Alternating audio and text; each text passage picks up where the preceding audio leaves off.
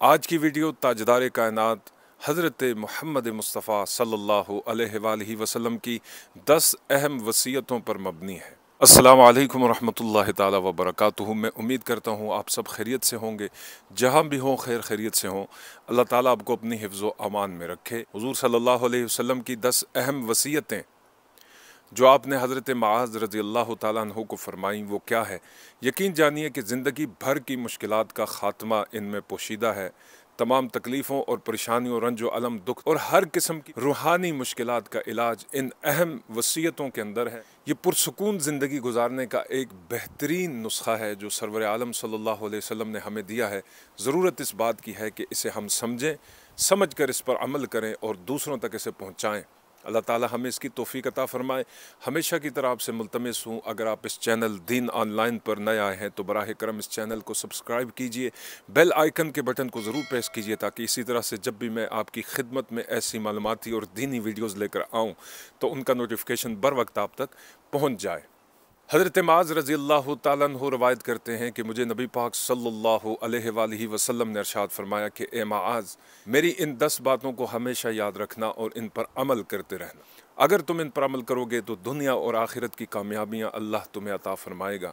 पहली बात यह है कि अल्लाह के साथ किसी को शरीक मत करना, ना उसकी ज़ात में ना उसकी सिफ़ात में, और उसी की ही इबादत करते रहना।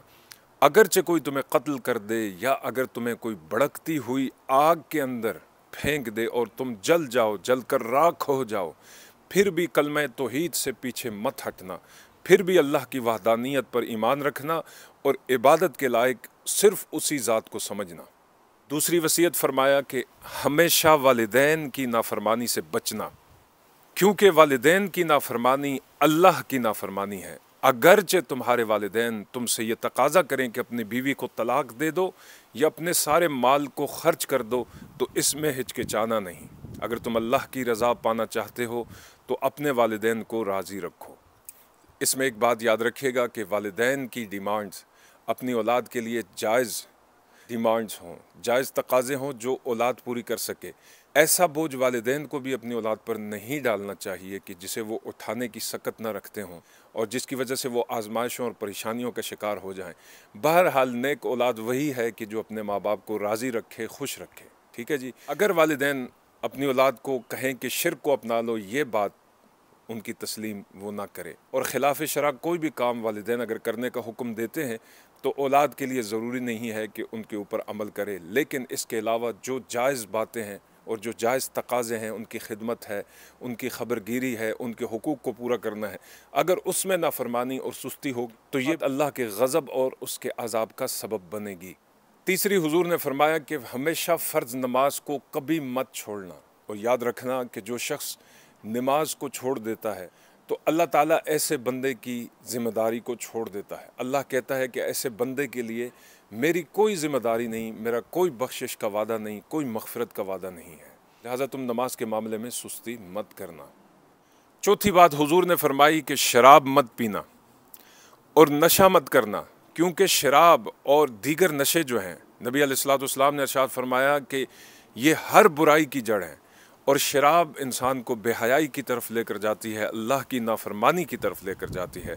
लिहाजा अपने आप को शराब से और दीगर नशों से बचा कर रखना चाहिए। हुजूर सल्लल्लाहु अलैहि वसल्लम ने फरमाया कि तुम अल्लाह की रज़ा के लिए दुश्मन के साथ मैदान जंग के अंदर लड़ रहे हो, अल्लाह की रज़ा के लिए, तो कभी भी पीठ दिखाकर भागना नहीं, घरचे तुम्हारे साथी शहीद हो जाएं, हलाक हो जाएं, तुम भी शहादत को कबूल कर लेना, लेकिन दुश्मन के सामने अपनी पीठ नहीं बल्कि अपना सीना करना, ये एक मोमिन की शान है। सुभान अल्लाह। हुजूर सल्लल्लाहु अलैहि वसल्लम ने अहम वसीयत फरमाई कि वबाई अमराज से कभी भी भागना नहीं बल्कि उस पर सब्र करना, और जिस इलाके में, जिस जगह पर अगर वबाई अमराज फैल जाएं और तुम वहाँ पर मौजूद हो तो उस जगह से, उस इलाके से बाहर नहीं निकलना, उस इलाके से बाहर नहीं निकलना। जैसे कि हम सब जानते हैं कि 2 बरस पहले दुनिया को कोरोना ने अपनी तबाही की लपेट में ले लिया और कितनी इससे हलाकतें हुई।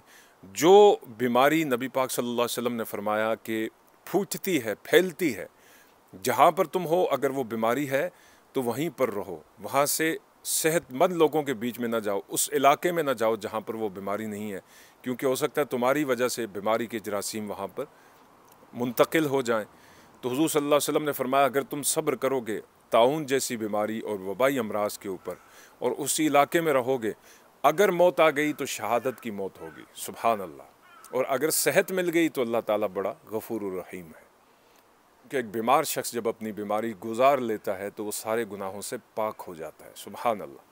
8ویں وصیت نبی پاک صلی اللہ علیہ وسلم نے ارشاد فرمایا کہ اپنے گھر والوں پر اپنی حیثیت کے مطابق خرچ کرنا۔ یاد رکھنا کہ اپنی بیوی بچوں پر، اہل و عیال پر، جن جن کی ذمہ داری تمہارے کندھوں پر ہے، ان کے اوپر خرچ کرنے میں کبھی کنجوسی کا مظاہرہ نہ کرنا، بلکہ اپنی حیثیت کے مطابق انہیں اچھا کھلانا، انہیں اچھا پلانا اور ان کی اچھی خبرگیری کرتے رہنا، کیونکہ یہ اللہ رب العزت کا تمہارے اوپر بہت بڑا حق ہے۔ 9ویں اور 10ویں وصیت یہ ہے جس کو میں ایک ہی جگہ پر بیان کرتا ہوں۔ آپ صلی اللہ علیہ وسلم نے ارشاد فرمایا کہ ہمیشہ اپنے گھر والوں کو، اپنی بیوی، اپنے بچوں کو اللہ کے عذاب سے ڈراتے رہنا، جہنم کے عذاب سے ڈراتے رہنا، انہیں یہ بتانا کہ اگر نیک کام کرو گے تو اللہ رب العزت جنت عطا کرے گا، اور اگر برائی کی طرف جاؤ گے تو اللہ ناراض ہوگا، اللہ جہنم میں ڈالے گا۔ پھر فرمایا کہ خود بھی عمل کرتے رہنا دین کے اوپر۔ پہلی بات یہ ہے کہ انسان خود عمل کرے، تو پھر اس کے بعد وہ جب دوسروں کو بتاتا ہے، چاہے وہ اس کے اہل و عیال کیوں نہیں ہیں، دیگر لوگ کیوں نہیں ہیں، پھر اس کی زبان میں تاثیر بھی ہوتی ہے۔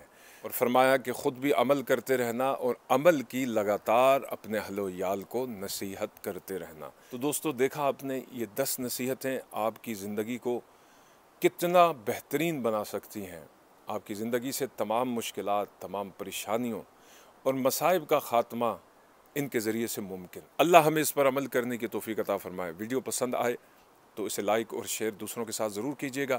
اگر آپ کے اس حوالے سے کوئی سوال ہے تو نیچے کامنٹ میں اپنا سوال ضرور کیجیے، میں انشاءاللہ آپ کے سوال کا ضرور جواب دوں گا۔ انشاءاللہ آپ سے پھر ملاقات ہوگی ایک نئی ویڈیو کے ساتھ۔ السلام علیکم ورحمۃ اللہ تعالی وبرکاتہ۔